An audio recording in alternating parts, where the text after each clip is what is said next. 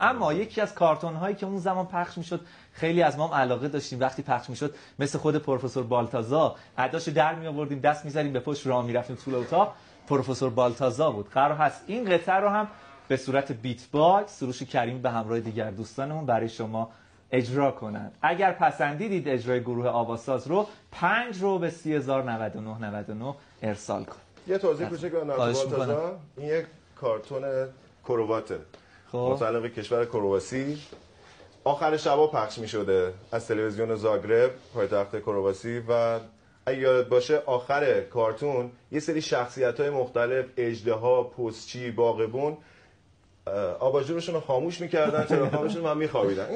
من دستگاهش یادمه که قدم می‌زدیم شبکه 2. آره یه دستگاه بزرگی داشت که چند قطره آب و محلول می‌چکید، مثل یه چیز مثل آبگرمکن بود مثلا.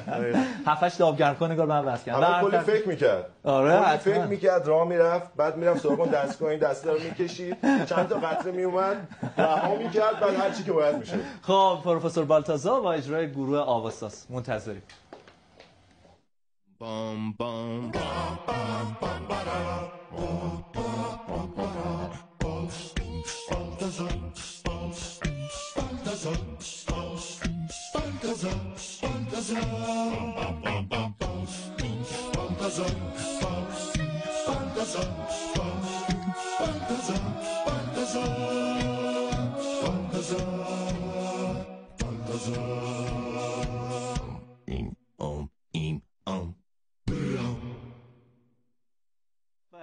خیلی زیبا بود، متشکرم از شما. این هم پروفسور بالتازا با اجرای سروش کریمی، وحید مسلیفر، پارسا و پرهام، پسرای آقا وحید و خواهر جناب آقای سروش کریمی خانم لیلی کریمی. البته پارسا و پرهام.